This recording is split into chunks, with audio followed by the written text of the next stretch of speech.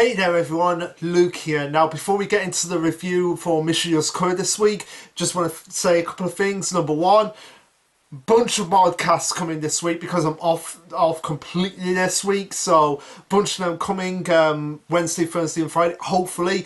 I know for definite the Power Rangers one with Vex and Songetsu, that's coming on tomorrow actually, so fingers crossed that comes out tomorrow, if not early on Thursday. Just wait for that. And also as well, we got a big announcement this week. Hunter x Hunter's back. Yeah, Hunter. I don't personally review it, but I know a lot of people are excited about that. Its longest hiatus is coming to an end, so look forward to that. And also maybe potentially look forward to us talking special modcast. Depends on how we want to do it on the Bleach and Chainsaw Man episodes, because Bleach came out today, yesterday, and Chainsaw Man's coming out today, so look forward to them. So that's all I want to say, but for now, let's talk about the chapter.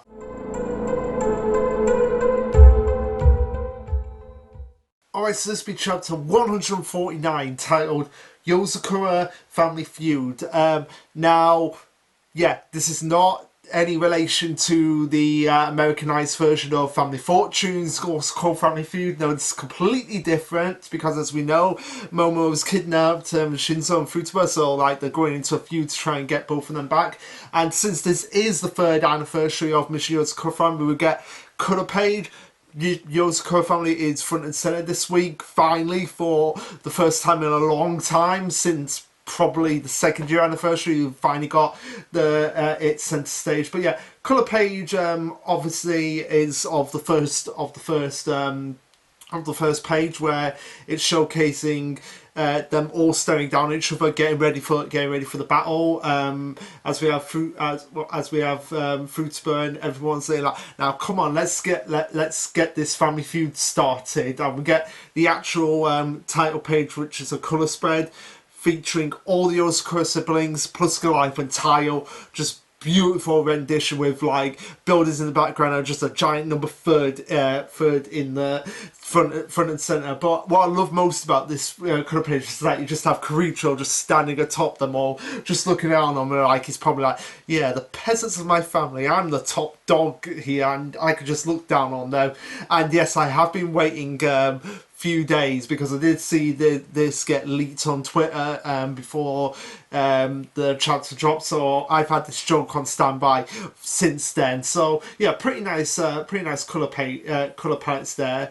Especially love Mutsumi's just one piece like greenish blackish dress, which perfectly encapsulates the actual family's colour scheme. But anyway, meanwhile, in the midst of all of this, we cut over to the battle. So we're starting up with Taiyo and Keigo versus Shinzo, which is again one of the fights that I never thought would actually happen, but I'm glad that they're actually getting at here.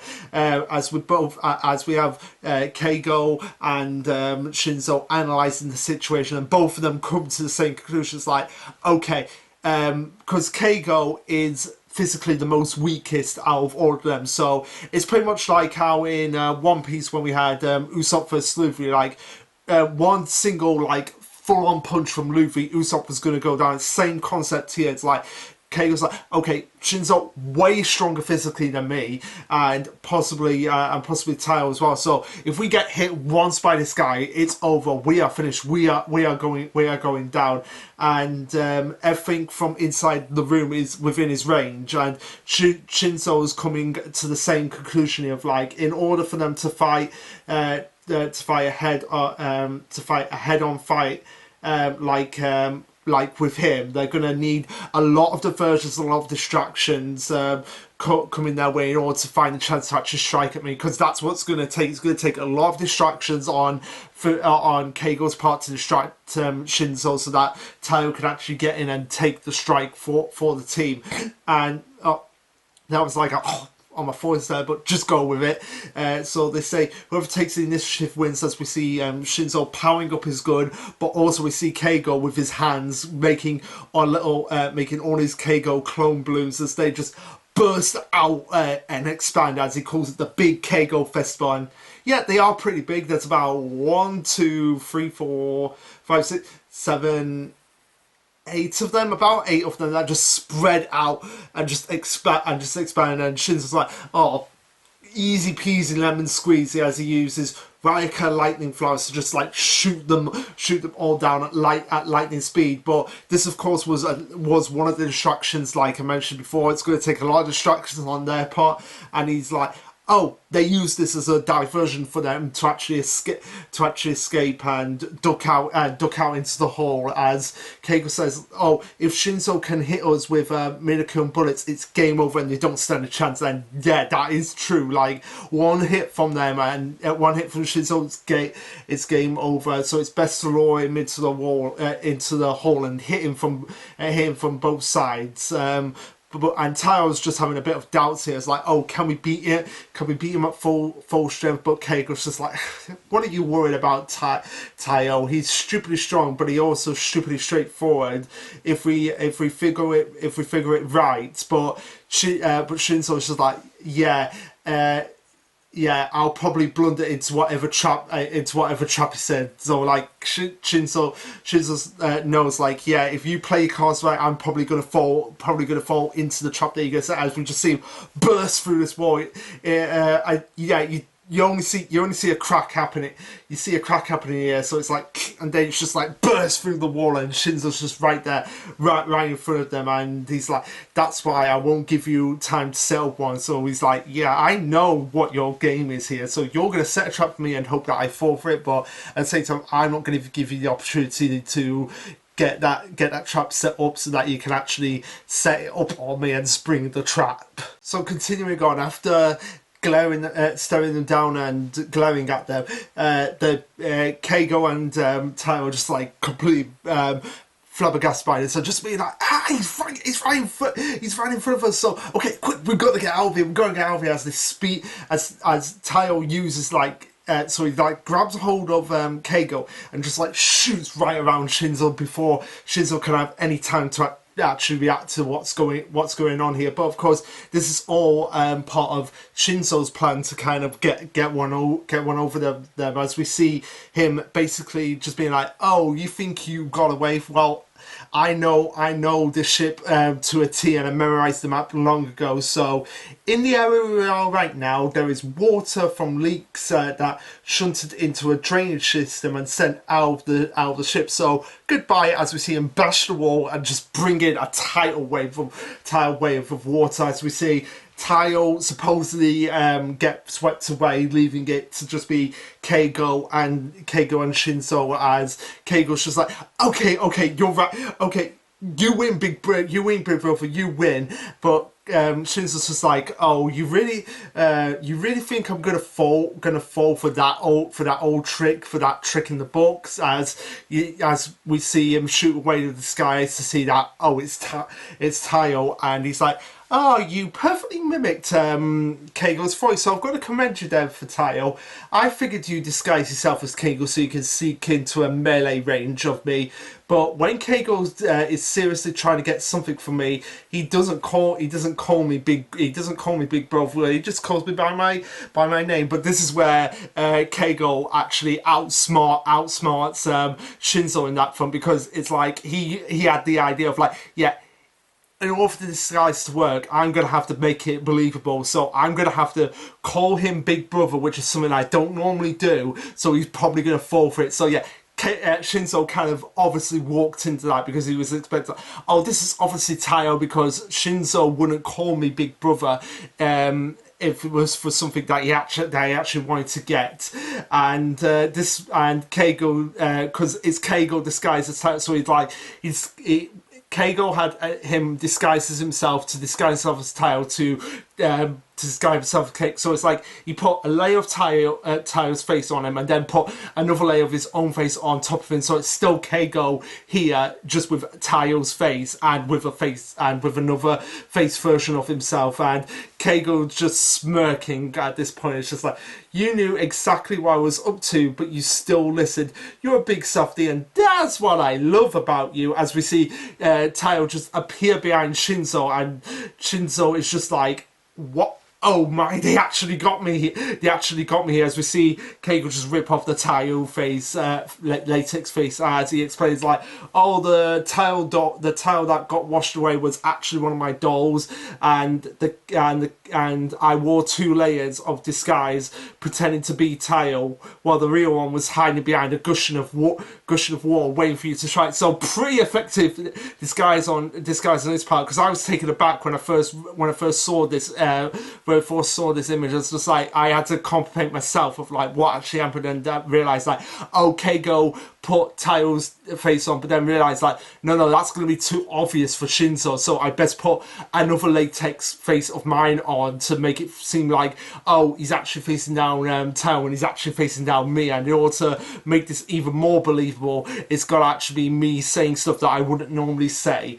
As we see Tayo going to strike Shinzo with a drug that was developed by Nano, which is called deworminer or deworminer, however you meant to pronounce it. But basically, this is meant to break them from their mind control that Momo has them over. So it's like, okay, we've got a drug here. This is our only plan. We better make sure this works, because otherwise we're going to plan B in this case. So yeah, Nano in the flashback explains like, okay, this drug, it's already been proven to actually work, so if you can get one strike on Shinzo Tayo, then you can break him free of his brainwashing. But as Tayo goes to strike at Shinzo's neck, possibly using a little bit of his hardening to enhance it, it's eventually realised that it's not actually dripping. It's not actually going into his neck. It's just like on the edge, and Shinzo flexes his muscle, just bursts it out, and sends Tao flying right back as the like, oh yeah, and Keigo actually thinks that it actually did work, but he didn't actually see what was actually going on. He only saw it from the front. He didn't see it from the behind. So he's like, oh, Tao, you actually did it. You actually did it. And even Tao himself thinks that it's actually done. So it's just like, okay, great. That was easy, and they should be thinking like, okay, this was too easy. This happened way too easy. Something's bound to go. And sure enough, it does. As we see Shinzo just being like, oh, and just pulling his gun right behind him, and then just firing out all these missiles at him. Oh no, my bad. It did actually go into him. It just didn't actually work. So it's just like it went into him, but then it's sort of, from what I can tell, just healing up. So it's just like healing up or getting rid of the actual drug out of the system. So it's just like, yeah, it's being rejected at this point. As they're just like, oh crap, we really thought that we would have one up over them now, but yeah, seems like it didn't actually work. And Shinzo's just like, I was worried that one of Nano's, I was worried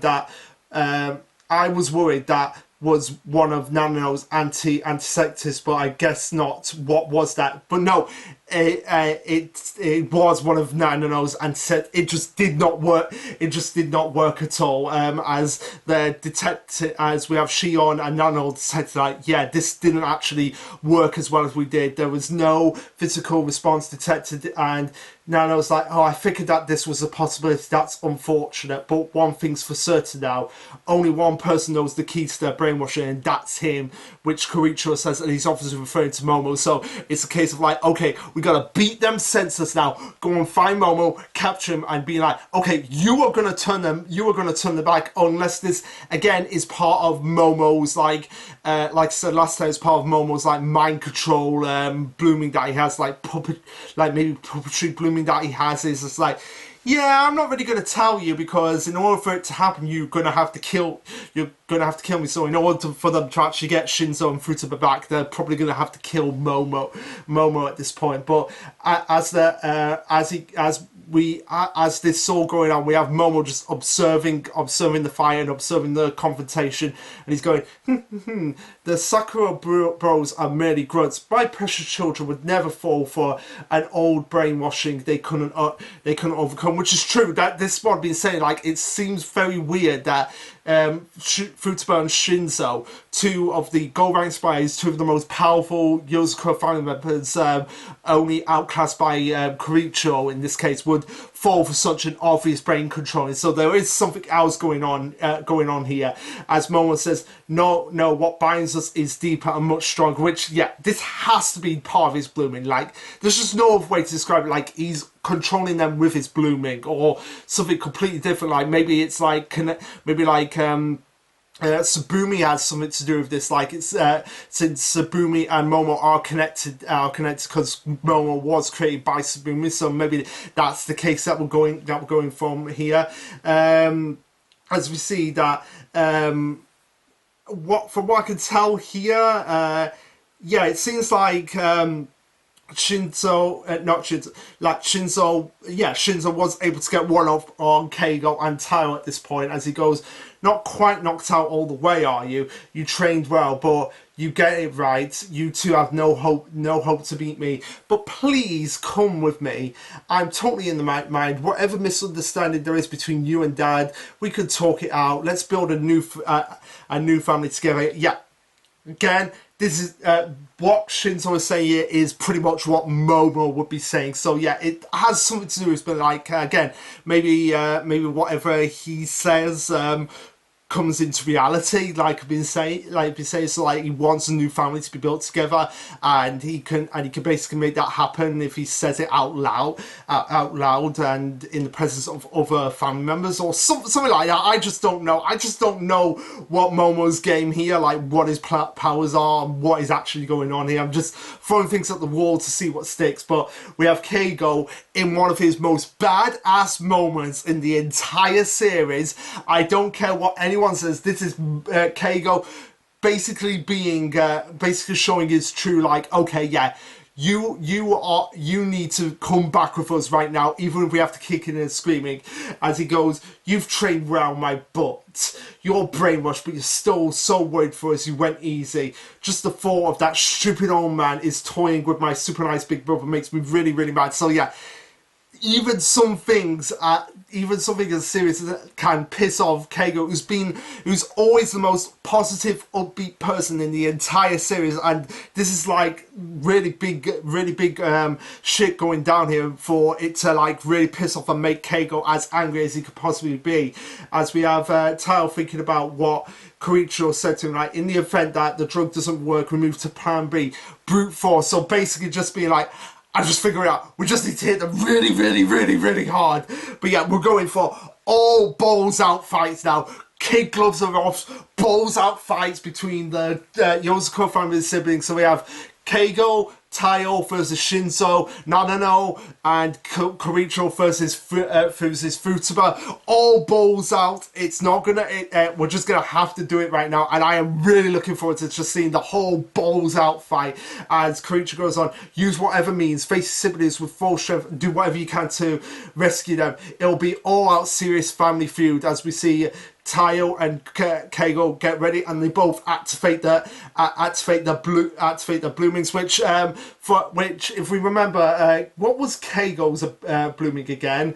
I'm sorry for getting really excited, but yeah, Keigo blooming. Yeah, here we go. Assimilation. So maybe the because he's able to assimilate the opponent of whatever he's looking at. So maybe it's just like, okay, he's seeing just like the really aggressive nature inside of Shinzo. That's manifesting in like the aggressive cat form that he's taking on right now after activating his blooming. Because it does say, "Stupid Shinzo, you're coming home if we have to drag you kicking and screaming," which is not something really Keigo would actually say. But if it was like under intense pressure, and since this is going to be like an intense fight and Shinzo's under like intense pressure himself, maybe that's what he's assimilating. Like, okay, the intense pressure that's going on in this whole area to create this really berserker cat-like form of him, which I really love. Can't wait to see what if Keigo's just going to claw at Shinzo. Maybe he's going to get some like boosted power up here, we just don't know. But yeah, they both activate their bloomings and just send off a wave of energy as we see Shinzo go saying that, "I get that you're honestly trying to do what you think is best for you, but that just means I have to try harder to get my point through. This time we go at it for real," as we see him activating his blooming, and oh my god, we know that what Shinzo's blooming is capable of, just destruction ability. So, oh my god, whether or not that's going to obliterate the area around them and just cause like extensive damage to both Tayo and Keigo, that's just something we're going to have to remain. It's going to have to remain to be seen. Oh my god, I've just realised maybe this is the arc where we'll actually find out what Koricho's blooming is, because he'll probably have to go blooming against Futaba. Like, that is one of the biggest mysteries we've had in the series. Like, what is Koricho's blooming? Like, how would that actually work? Like, I actually want you guys to, you guys, particularly you Power Jams, if you're watching this, I know you are, if Koricho is actually going to go blooming in the fight against Futaba, and what that actually could be, because I have no idea. Like, I guess it's probably going to be like more trap based, because he has the binding, the steel spider that binds people. So I assume it's going to be like a more trap based blooming.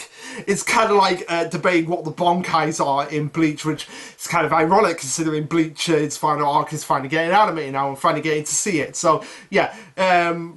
Comment below, whoever sees it, what you think Koricho's blooming is going to be, because that is something I feel like is going to happen, because Koricho's just being like, okay, all kids' gloves are off, we have to go all balls out, meaning that if you have to activate your blooming, now's the time to activate it, including me. Like, I'm probably going to have to activate my blooming if I want to take Futaba down, because if she activates her blooming against Koricho, then that's going to be quite a challenge for him, and like I said, he'll probably have to activate himself as well, but that's for later.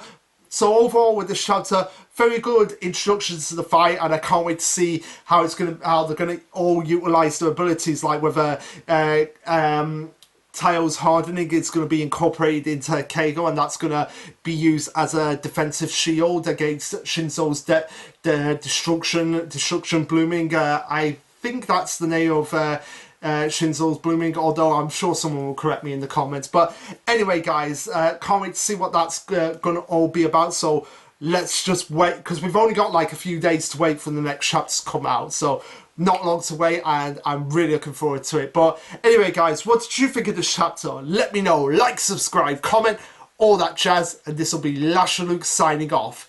Later, guys.